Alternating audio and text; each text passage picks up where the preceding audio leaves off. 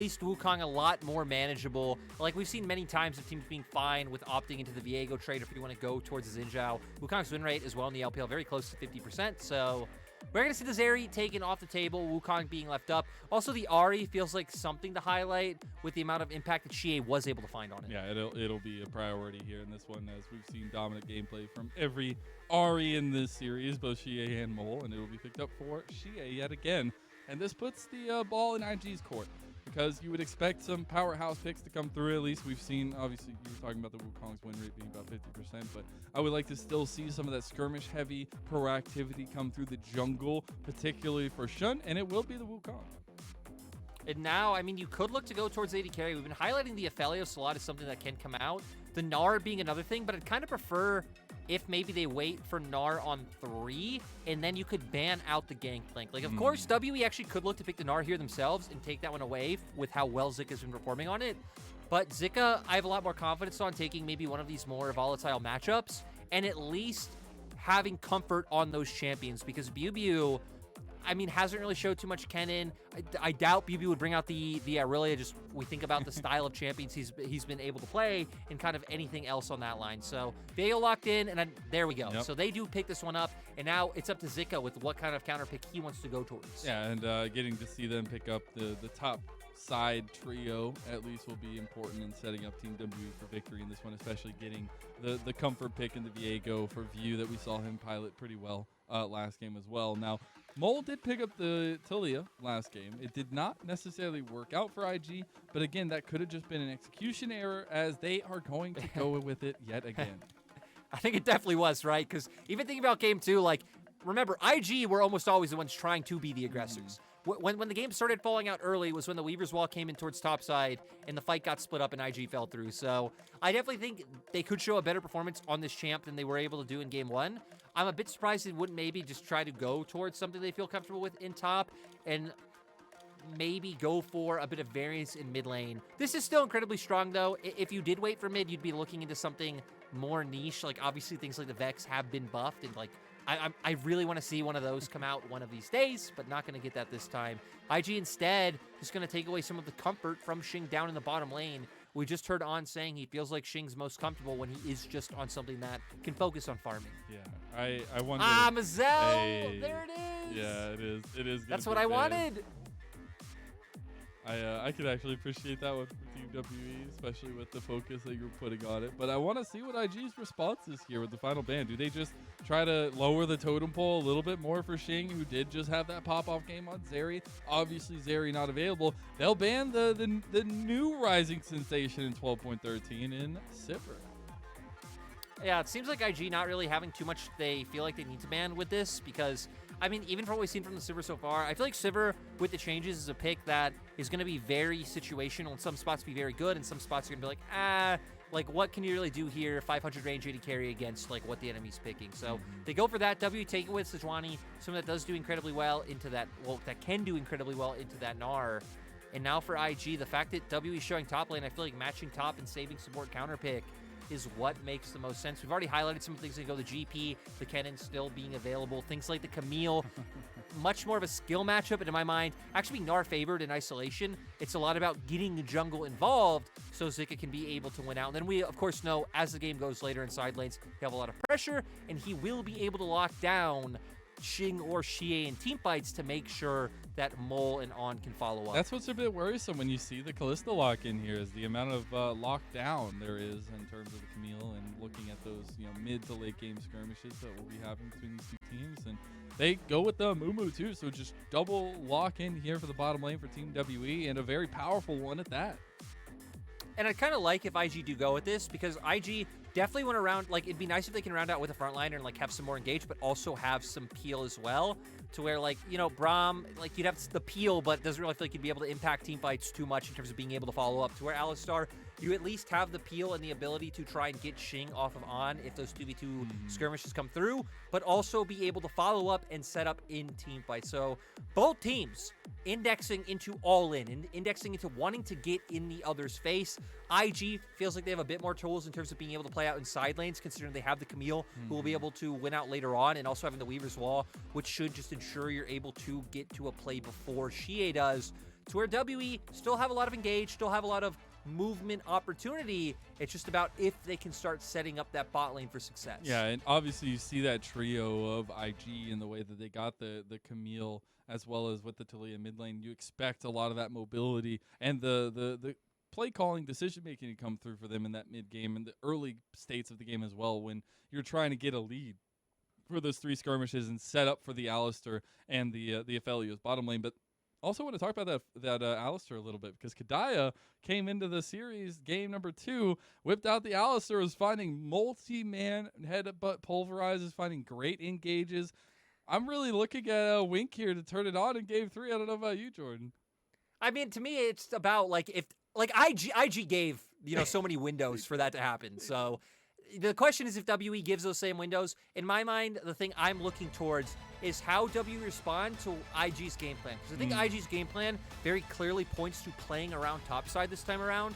Like, you can leave Alistar and Aphelios a little bit on an island and just try to cover them when the enemy's focusing them. Do WE match or do WE all in on the bot lane? Guess we're about to find out. We're also about to find out if Team WE can pick up their first series win of the LPL Summer Split against Invictus Gaming. And we're already seeing that aggression come through. They're feeling themselves here as On has to flash early on. That's the Ignite as well burned onto him. And now it's going to be rough, right? Because for IG, even if you might theoretically want to play more towards enabling your Camille, now On is just going to be so desperate in the spot lane. He's going to be so vulnerable to any action coming through. If IG don't just offer him cover early on, it really feels like this could just get blown up by the side of WE. Kedaya's back got stopped there. A little cheeky, but not too big of a deal there, I will say, as it is a nice little bit early on for Team W showing some of that aggression. I still think, obviously, that flash cleanse is going to have to be revisited by Team WE, but that's also puts more pressure on Viu, the newest member, at least in this season so far and coming into this this series, and trying to punish that bottom lane a little bit potentially. I mean, Mazel, he already knows. We can already see he's starting on top side. He knows, hey, we're going to leave Gnar to just chill up in top wave. He'll be fine. Pathing down to try and enable the spot lane and punish that mistake coming out from On. Well, just him not having the summoners. Nice job by Kedaya to force that play to where Shun pathing up towards his top side. Maybe you can find a play early. The plays become a lot more definitive at level 6 when we have the Hextech ultimatum coming online. But this is going to be rough for IG's bot lane to be able to make it through. Even look at the vision. They weren't able to get any wards down in WE's jungle. All of their level 1 wards had to be defensive, to where WE actually were able to get some deep wards into IG's jungle. Well, and I also want to talk about the bottom lane a little bit more because that is something we've highlighted a lot in terms of the adaptation in this series that we've seen from both teams. But in both games, it literally has relied on absolute carry performances from both Xing and On. And I'm wondering what you think about this bottom lane a little bit more in terms of the Alistar Amumu matchup and how the engage for both these teams is really going to work out. I mean, at this point, it kind of feels null and void since On doesn't have summoners. But right, like theoretically in a world where Kedaya is jumping in and trying to find these engages, at least Wink would then be able to look to hit Xing out of the fight, and then you can just disengage as Mole. Oh my God, with a beautiful trade. I mean, he's got damage coming right up here. Mole, one more flash from Xiye, and that'll be out, but a big summoner spell burn. And that's great to see, because that is like the what reminds you of 2020 summer when Mole was like top 3, top 4 in solo kills in the league for mid laners, and was just having good performances. We haven't really seen that over the past 2 years with him just kind of going back and forth between different teams and most of the time not even being a starter. So great for him to come out against his most recent former team in WE and, kind of take Xiye down a peg. Going for the engaging bottom lane. That aggression is still there. The next bandage toss. Wink. He flashes, but he's dead. Oh, that's so unfortunate for the IG bottom lane, but so profitable for Team WE. Viu is looking to put the pressure on, but that is a massive first blood for Xing. And WE still trying to keep it up like you just said. They should have the ability to look for this dive. Shun coming around, but I don't know how long On can survive. They might back off. He might. Yeah, I mean, On is in some serious trouble here, and that's a lot of damage, and they get the grabs up. Kedaya will fall because of it, but it's still 2 out so far in a trade back and forth. And most importantly, right, you deny the wave from On, so he does go down. Xiye, Mole, he has though, nothing. tries to find it. Xiye has no tools. He had to burn the flash the last time Mole found the engage, and he finds it again. Mazel, you have no idea how much excitement I'm bursting with when Mole is popping off. Sound the alarms. Let everyone in chat who brought the boy down know they were wrong, because Mole doing his best to make up for what is happening in the bot lane. Is it fitting that he's playing an Earth-based champion as well, and he's Mole? Is it, you know, moving Earth, is that? I feel like the synergy is just too strong with that. I'll give you 4 points for 4 that one. 4 points? 4 out of what, though? I guess is the big question. That's true. I guess if it's 4 out of 4, that's solid. But if it's 4 out of 10, that's kind of pathetic. I mean, what if it was 4 out of 100? well, then that's really bad. We won't talk about that. So now IG might get punished by the side of W. Their wave's going in, so BiuBiu's being incredibly patient. Oh, they're going to find it. Oh, perfect. And he had cleanse back up on cooldown, though. Here comes Shun as well to back it up. It will be WE backing out, though. Aphelios with a lot of damage, and Kedaya burning down so low. Infernum, he can't get the trigger pull on the Xing to get the AoE, and that'll be IG turning the tables down bottom lane. Yeah, IG want to keep up the pressure. You can tell Kedaya is looking extremely juicy to them. They're sad they weren't able to finish it off, but the fact that it was a counter gank and they were able to turn it around is nice for IG when their bot lane has just been bleeding out so profusely. But the fact that Xing already has the 2 kills. You can even see on the minimap, Xiye actually did hover down towards bot side there, just in case IG, you know, maybe gave into some of their more bloodthirsty tendencies. It didn't happen. IG now gonna look for Dragon.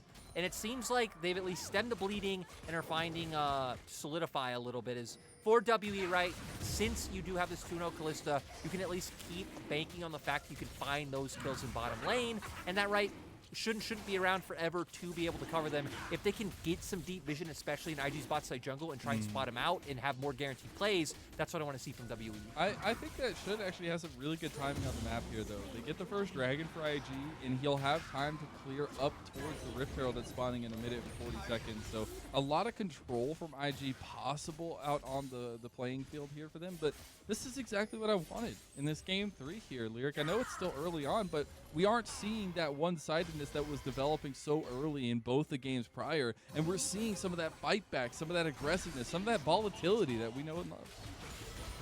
Definitely both teams kind of finding success in different areas of the map. We've already highlighted for WE, it's been their bot lane. For IG so far, it's kind of been mid-jungle. Mole, of course, I mean, doing a lot in terms of almost solo killing Xiye and then finding the play bot side. But Shun, I think it's a good call out to be like, hey, him being at the right place in the right time to be able to cover that bot play. So, going to be keeping your eyes on the fact that Herald is up in a minute.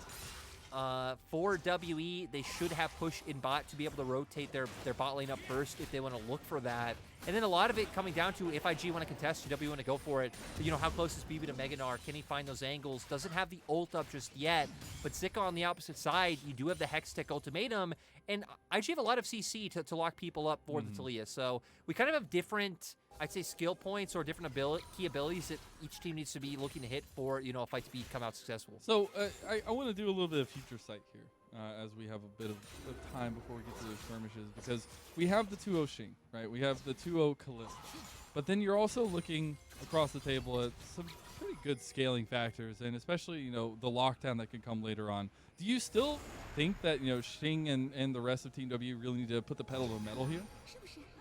I definitely think they need to come on strong in mid-game, which to me, in this split, like in this season of League of Legends, mid-game is like now. Mid-game is like when the Rift Herald comes up and when teams start rotating around the map.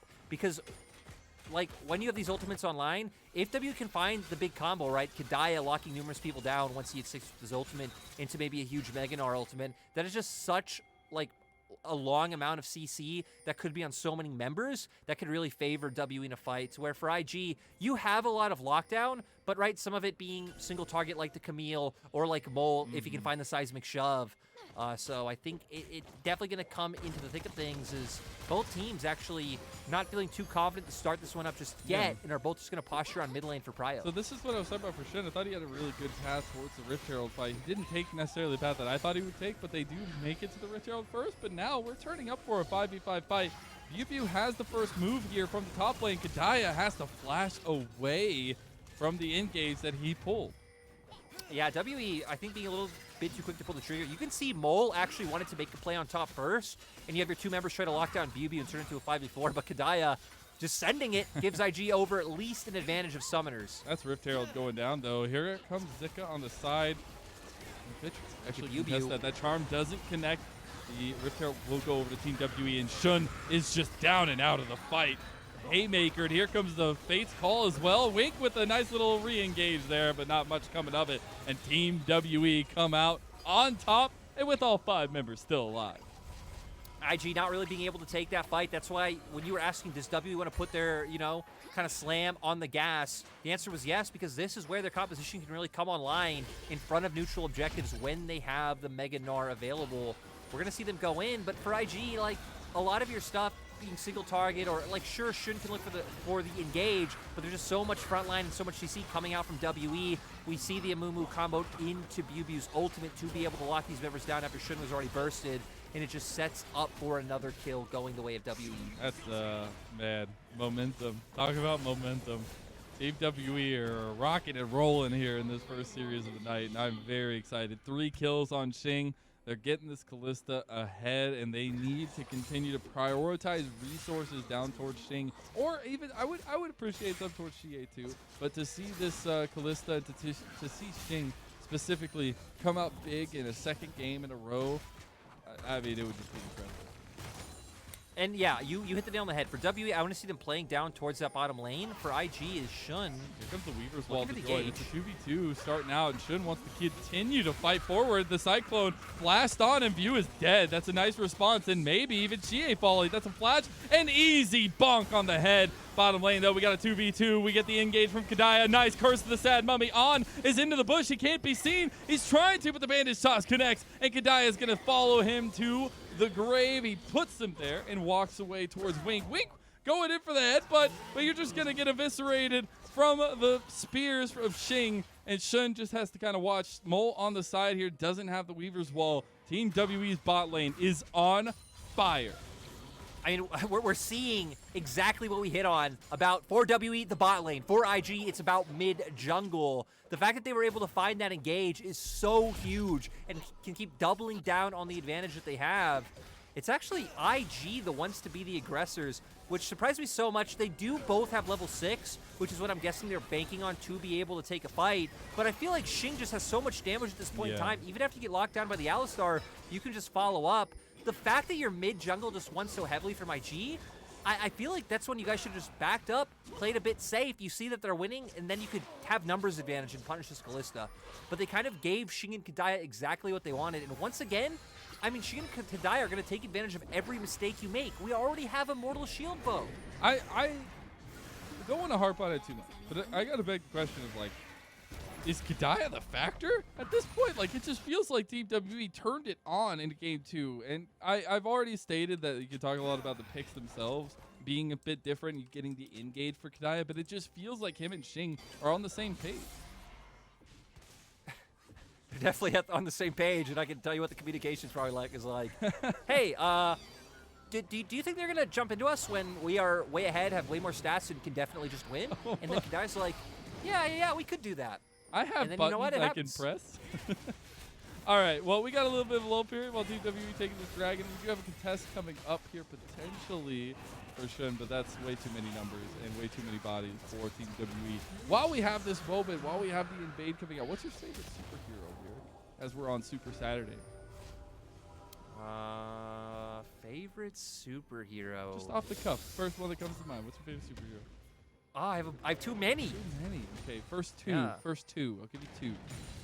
We'll go with Dr. Fate. Oh, all right. And maybe we go Nightwing. Maybe we go Dick Grayson. Oh, wow. All right. Well, one of my best friends from childhood would be an absolute fan of you, but very interesting choices. Not normal. I read a lot of DC when I was a kid, actually. So you're a DC guy, not Marvel. Oh, of course. They have a better Dark animated universe as well. So you know what? The cinematic universe doesn't matter. The animated universe is better. Take that. Well, hey, now we're in the animated universe of Summoner's Rift here. It's not Arcane though. Viu was maybe hoping it was Arcane. I don't know when Viego comes into that story, but IG still pressing up some pressure in the top side, and you love to see it as they're trying to conjoin Wink with Mole with Shun and use this pressure from top side of him, Zika. And for IG, like, I would really like to see them actually bank on the fact that they have this Hextech ultimatum in top side and they can punish BiuBiu, but we still haven't seen it once, and we're just being left in the isolated lane as Zika. Ooh, nice nice dodge. He's got a lot of damage back, though. Mole's here to try and help him out. Seismic Shove will not connect. And now fighting bottom side, though. IG, they're in some trouble. Odd is going to use his Moonlight Vigil. Xing is coming up on the flank. It's 2v4, 3 at least now, and now 4. And Xing picks up his 5th kill. Is this guy just going to go unkilled in the last 2 games of the series? I mean, for Xing, just fights keep happening in his proximity, and he's being able to get so much benefit. Viu now going to chase Wink down. Go Wink. Isn't able to lock him down, but... Wait, but that's a jungler. Wink, supportal combat. He's supportal combating towards Viu. I mean, come on, he survived right there. I don't know if he's going to survive much longer. I feel like if he didn't go into the tower, he actually had a chance to do some damage against Viu. But it'll finally be the big cow going down. We do see it looked like W were taking the tower on bot side as we do come into this replay. But Kedaya once again finding the angle. IG trying to contest on the bot side of the map and take control of vision while their 2 soul inners are up on top side.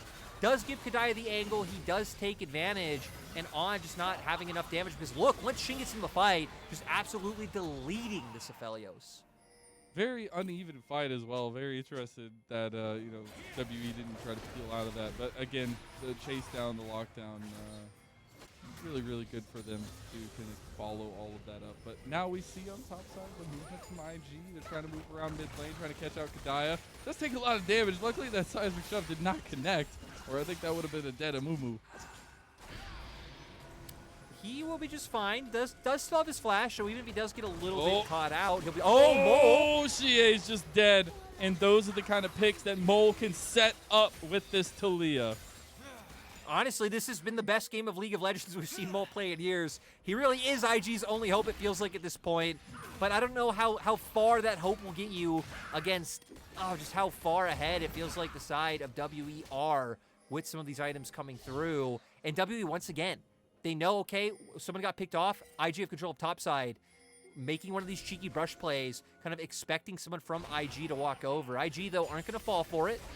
The IG addition to the Hopium Emporium coming very soon, promise you that. Team WE, though, in some trouble in the mid lane as they're getting the siege down from IG on their tier 2 tower. I think this is a bit scary because IG, Mole's on the side. He has the Weaver's Wall. They will use the Rift Herald in the mid lane. They can pilot this one into the tower. Just one charge is all they're really looking for in this one. They are giving up tower top to BiuBiu, though, and BiuBiu's going to be able to keep going. So I think after this, IG should be looking to back off. They catch out on Xing, but the bandage toss, right to his death. Kedaya, maybe a bit of a sad mummy on that one. This will be a tier 2 tower, and this just lets the floodgates open for IG. They are losing that tier 2 in the top lane like you had stated, though. And I mean, we've just been able to see this Gnar run away with this. Like kudos to IG. They found some picks. They punished. They got 2 turrets in mid lane. But BiuBiu being left unchecked. TP's coming out Mole might be dead. Mole needs to be careful. That's a big old Mega Gnar. Here comes Zika, though, as well. Over the wall, Hextech Ultimatum. He can't get out of the Hextech Ultimatum there for a little bit longer. Mole needs to have those cooldowns, and Zika picks up his first kill of the game. We're finally starting to see this Gnar get punished. Gnar able to win out in that isolated 1v1. He does fine. Like, you have tools to be able to dodge out from the hook shot, wall shot from the Camille, and then really just be able to run her down with autos. So that's why you typically want to see people link up with the Camille and find these kills. IG, though, didn't really put any emphasis on top lane, and weren't really stemming the bleeding of bot side either. So I do feel like BiuBiu has gotten to get pretty large and in charge on this Gnar. And now WE going to be able to get a dragon for their troubles as well, on top of another turret down in bot side. And it's Infernal Soul this game, so definitely a bit increased in priority. I will say WE using their momentum really nicely. You're a full item ahead, or at least you were, just until a couple seconds ago, from on Xing. And now that we've seen the transition to mid lane for Xing, you can utilize that pressure from this ADC even more. And you could see WE doing that, kind of posturing around mid lane to find and engage, potentially find a dive. But all of IG's members are making their way here, but BiuBiu chunking out Zika on his way in. He's almost got Mega Gnar as well. That tower a bit worse for wear, but stands still strong for IG on the outer side. They'll all back here, though, and Xing going to try to push that one up a little bit more. And in this little moment, right, like I think that's good refrain from Team WE to not try to force for that tower, not try to overextend. Even if, last game we were having some question marks about, their amount of refrain they used in terms of waiting to finish that game out. But I still can agree to the respect that we're seeing in this game from both teams and the amount of skirmishing that leads into not full one-sided affairs like we've seen already. No, this one definitely being back and forth, kind of delivering how I feel like LPL series delivered every a lot more last year in terms of one team stomps in a close, then like a close game 3. Feels like we've had less of that this split, but both teams still wanting to take control of everything on the map. We actually don't have any neutral objectives up, so IG trying to play down towards the bot side, and BiuBiu being left once again to freely push in the top lane because WE having confidence that they could force IG off the objectives, even if they have less numbers on that half of the map. And I'm really interested to see the assignments. Obviously, Mole dealing with BiuBiu in the side lane up here, but trying to get as much farm for Mole, whereas you look on the counterpart for Xiye, he is not really the focus at this point. I think you can agree that the Ahri hasn't had the best game this one comparatively to the game 1, at least for Mole, and game 2 for Xiye. But it's about tools to set up Xing at this point, and look how many tools they can use to get this ADC ahead. I mean, he has the Everfrost and he's the Charm, right? Those are kind of his two jobs. If he can put some threat onto the back line of IG as well, that would be superb. But WE now, they're going for the engage. Turret. They got it, though, under tower. The tower's not dead just yet. They're not able to take the damage, though. Big Gnar back from Team WE. They got to be careful for Shun on the side, though, with the Cyclone. And they're able to turn it around. On still alive with the Calibrome, but they're able to turn it around a little bit. Viu trying to get the resets here. Heartbreaker over the wall, but he'll be flashed onto by Shun, and he should be able to finish this one off. Nice turn fight from IG, and it's going to be Shun that picks it up in the end. And this is straight to Baron for Invictus Gaming. Mazel, and I've been saying it for years, and I've been wrong for years, but it's the year of the Mole, baby. Flashing the CC coming in from the side of WE, and then finding huge damage. We see WE going to push down this turret, but huge knockup coming out from Wing. And you can just see Mole and On layering down the damage. By the time Kedaya and BiuBiu get in, they're already both chunked so low, so Mole finds these initial 2 kills, and then when Shun finds his way into the fight, look at the Kalista just consistently locked up, so she isn't able to put down any damage. And the fact that On survives and is still able to pepper in damage from the distance, that is great fight win from IG, and the fact that they're able to use that, take the Baron, and now full momentum in their court. Yeah, now going to be able to start playing out with the strength of this Camille and Taliyah. Again, would be kind of nice to see Mole kind of playing between bot, river, and mid, able to react wherever he is needed with the Weaver's Wall, and IG can start getting this momentum with the gold. Dragon going to be up in a minute, so they should be able to guarantee Prio to be able to pick up that Dragon themselves. But look at WE trying to answer on the opposite side of the map by having Xiye push uncontested. They are just pushing so heavily and trying to get the split push here. Oh, they actually get the catch out on the Zika. He does use the Hextech Ultimatum, and he's out of there immediately. The tier 2 tower in top lane will fall. WE just need to hold their breath here.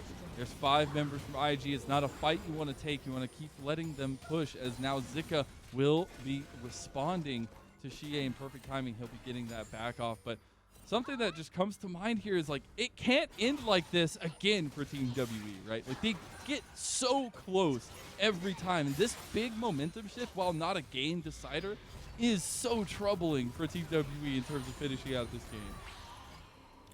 I think it's definitely worrying, considering IG with the Baron, right? They could just keep getting pushed and maybe taking away some resources from WE in their jungle or turning it into things like this Dragon. The silver lining is the fact that, like, I think it should be very hard for IG to force their way any further into WE's base without being able to pick someone off. Speaking of pick someone off, look at the mini-map, and now here we are. We're going to find Zika. Oh, the charm. This is again for Xiye. Oh, it's so close. But Zika gets out, doesn't have to burn the Soderfell, so that's a nice little escape arena for IG. If IG can find a fight, they should feel pretty good going into it, considering we do have stopwatch for both Mole and Zika, so you have a lot of like safety and freedom to start off fights the way that you want. Also, item advantage coming out for jungle, and now 2 items for On as well. So IG taking a lot of critical item spikes. Mole's been on the Seraphs for a little bit, but in my mind, that is where Taliyah feels incredibly strong, being able to spam these Qs pretty much nonstop. Tempo and Chainsword connected for little bit of an item spike for the Viego. I don't know if it's going to mean that much, though, as you're getting the side lane push from BiuBiu right now. Again, this is what we've seen every time. WE are just willing to kind of trade this down. He does have TP if he needs to come to the fight. But at this point, they're not going to draw the line in the sand here. They're going to give this tier 2 tower up and let the siege continue from IG, as IG actually will back away now. IG don't really have too much more they can push for, right? Again, it's very hard for them to be able to actually push in the base of WE and like chunking them out low, because they always have to be conscious of an engage that's able to come through, especially when you're up against things like an Amumu, a Kalista that can just so easily get the fight started out. So they do have to back off. And right, I mean, the Baron was nice, but they actually weren't able to find too much of a gold lead with it, sitting less than 3k gold up right now. But hey, they're the ones with the Aphelios, the Taliyah, like a lot of these scaling tools that can get them through a fight. And at this point, it kind of becomes, if IG can survive the initial engage and the initial burst coming out from things like the Amumu, they should win out. For WE, you need to really be able to pop someone once the Amumu ulti comes through. But with all summoner spells up for both On and Mole, it feels like that could be quite hard to do. I do like the 3-item spike, though, completed for Xing in terms of these next couple fights, right? And it does feel like IG are more willing to look for these skirmishes, but I think it's Team WE who have a lot of that pick-out potential, a lot of that step-up potential here. If Kedaya can find the right engage in the right timing and get Xiye to follow up on it, but it looks like IG want to take the fight here. They're going in. Hextech ultimatum on the Xing. They know who they need to focus. Big Moonlight Vigil, but Zika goes golden. Shun's on the back. It's a big cyclone, and it's a storm that Team WE are caught it. Big Mega Gnar ulti, but they still haven't killed On, and On is going ham. He's Dr. Fate. He is Nightwing. He is every superhero you could ever ask for, and IG will shut down Team WE. It's great to see a game where IG aren't relying on Shun to be the carry, On stepping up, Mole having one of the best games we have seen from him in years, and just overall great fight coming out from IG. IG will deny Team WE their first win in summer. They will stop them right at the line like so many times before. Disappointment for the World Elite, but absolute exultation for IG, as it might not be a season-ending or season-winning series, but it's a confidence booster you'll take every day of the week. 2-1 victory to Invictus Gaming. You know, again, this might be 16 versus 17, but it's great to see for IG specifically, like, being able to play through your bot lane in one game. Being able to rely on Mole this game, right? Because Mole wasn't really given many resources early on. He almost found that solo kill on his own. He started making these moves down to bot lane and finding kills by himself, and that's when it clicked for IG of like, hey, our mid laner is really strong. Let's start playing around him. And then they took that momentum going forward in the team fights, and the peel coming out from members like Wink and Shun also just allowed for On to be able to step up, especially in that last team fight, and have a great game. So overall for IG, I feel like we've seen more diversity from them in this series than we've really seen throughout the rest of the split. Could be because it's against competition that isn't putting as much pressure on them. But right, when you're 1-9, I think you think about it as baby steps. So the fact that they were able to do this against WE, quite a good sign. And then on the WE side of things, just kind of disappointing, like you said. They always get so close, but they can never pull it together in the end. So close yet so far. Close only works in horseshoes and hand grenades. But for IG, it's such a cool revelation to see them kind of pull it together in this way, in the multiple different fashions. We saw this in this game where in the end, the push and pull and the momentum shift that they utilized to win the game is actually insane. They were look at that goal. They were losing. They got a sniff of blood in the water. They pounced. They pulled the trigger on a TP play from Zika multiple times and just catching Team WE off guard. Team WE were just sitting there like, we just need a breather. We just need to sit here for a second. We were the ones that were in control. We just need to get this back. And IG didn't let them. And that is so crucial when you're looking to finish out games, to see for teams, I guess in my eyes, and to even see that instinct to know when the tables are turning and to pounce on. Especially for the fact that IG have been a team that have been terrible at playing from behind. Yeah. Like, they have been a, we have to crush you early team to be able to try and, like, quickly snowball this into win. If not, we just don't know what we're doing. So the fact that they fell behind and were able to equalize, right? Because for WE, the story of the game was bot lane. Their bot lane was performing really well because Kedaya was able to force that flash at level 1. For IG, it was mid-jungle, kind of counterbalancing a lot of those leads that WE were finding. And we knew the longer the game went on, the harder it would get for the side of WE. Like, they do have a solid front line, and they do have a lot of, like, upfront bursts, so they could always just pop one member of IG and potentially take a fight. But we saw even in that last fight, they did. They popped Zika. He wasn't able to take down the Kalista, but you still don't really have great ways of getting on Taliyah or the Aphelios. So for WE, it's kind of sad that they were able to get such an advantage in bot lane, but not able to capitalize on it. But, you know, for WE, we still saw kind of Viu being able to come in, have some sort of impact on the series, especially considering it's first time coming back in Summer Split. And, I think no matter what the scoreline looks like, no matter if it's 0-10 for Team WE, it's all about development, it's all about looking forward, right, and trying to find the pieces that work. I'm glad that they're still trying to work things through. I think they did honestly look different in communication structure and at least engage potential with Kedaya on the engagers. That's not to say that Heal, if he had gotten the engager, really would have been able to do the same. But you know, coming off that first game of Renata, it was clear they needed a change, and I think Kedaya brought a lot of energy to the team. But it was nice to see Viu still functioning in the way that